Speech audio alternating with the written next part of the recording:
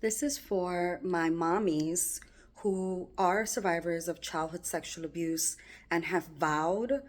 to break the cycle and protect their children from the same experience that they live through. What I have found in observation, in conversations, and also being the one to have bodily function conversations with the children is that the mommies, you yourselves, have not taken the time to be with your own bodies. So oftentimes I say that we treat ourselves in the ways that it's modeled by the adults. And there's a lot of conversation around prevention. And part of that prevention is going to be as comprehensive, in my opinion, as your own intervention in adulthood, especially as someone who experienced that kind of harm. Some studies have shown that there is a link between mothers who have been abused in childhood and the incidence or likelihood of their children also being abused. Granted, there are variables in between that impact this incidence, that reduce it, that increase it, like income and formal education. And one of those forms of education that I found very little to be accounted for is sexual education of the parent who has been harmed. When I have been in situations where the parent themselves cannot even find their way around their own sexual anatomy and expect for their children to have the language and their own ability to navigate, it leaves a communication gap and it leaves a gap for safety as well. So, as a mom who wants to protect their children, what I see has happened is that you yourself have not really addressed how you haven't been taking care of your body, how you haven't understood your yes, your no, how you haven't looked at your womb, looked at your breasts, looked at your ass, your buttocks, or any of these body parts in your own experience that have been impacted. Yet you expect your child to have that level of awareness and capacity. And that can cause shame for yourselves, because it's like, I want to be able to help my child, but then it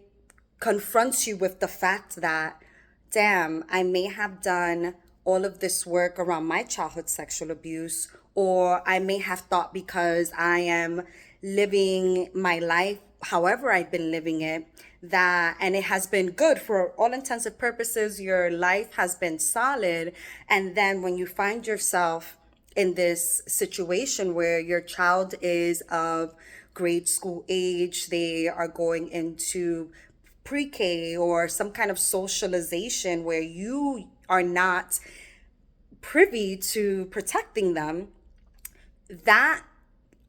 those are one of the life events that can really exasperate and trigger for survivors, especially survivors who are parenting, can trigger a bunch of emotions, unresolved or unattended to emotions, thoughts about how this particular harm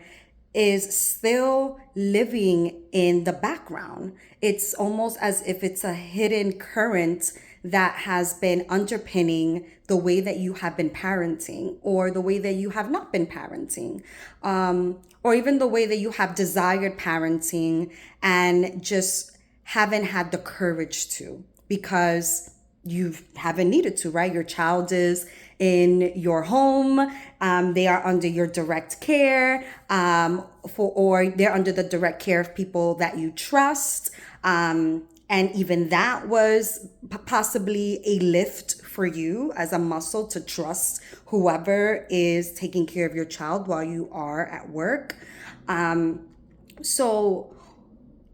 as a mom who wants to break the cycle, the reality is that that cycle breaking begins with being able to be with your own body first, be able to touch your own body, be able to experience the safety of your own attention first, then being able to support your child in a way that is practical, in a way that it's not some idea or some abstract idea or theory that you are imprinting on them, but that you can also actually, as time continues to progress with their age and the appropriateness, that you're able to practically and tangibly have these discussions with them,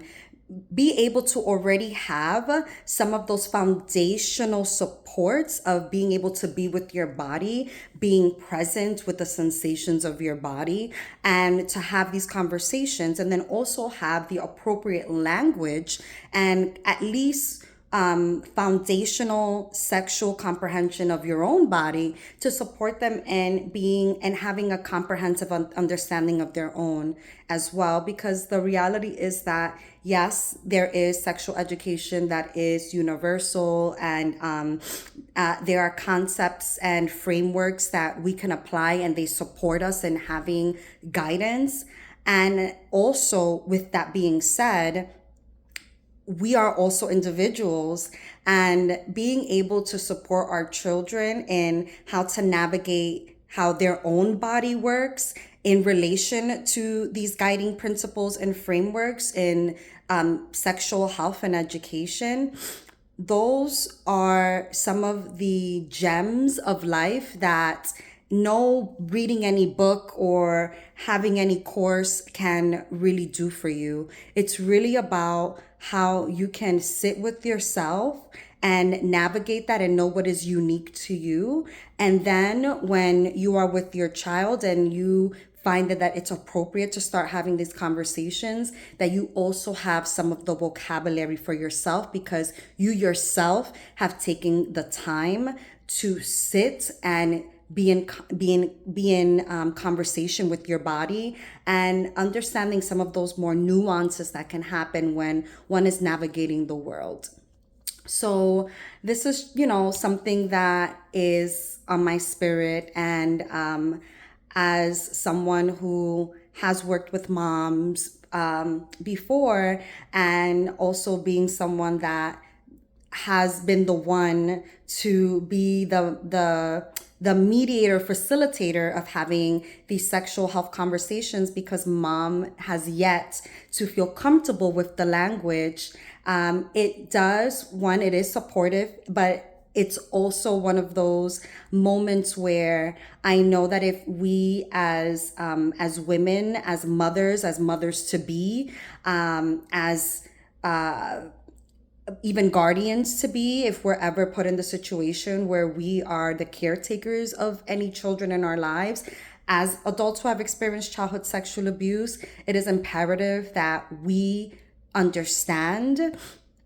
how to have the conversations and also how to have those internal listening skills so that we can then have those communications with the children in our lives. So this is about, like I always say, these intimacy skills are not just about intimacy with your partner, having fulfilling sex lives with your partners. These are also life skills so that then we can support in having children in our lives that are going to be sexually educated, but also have the skills of being able to listen to their own bodies in a way that is unique to them and in service to having the best quality of life possible. So if you'd like to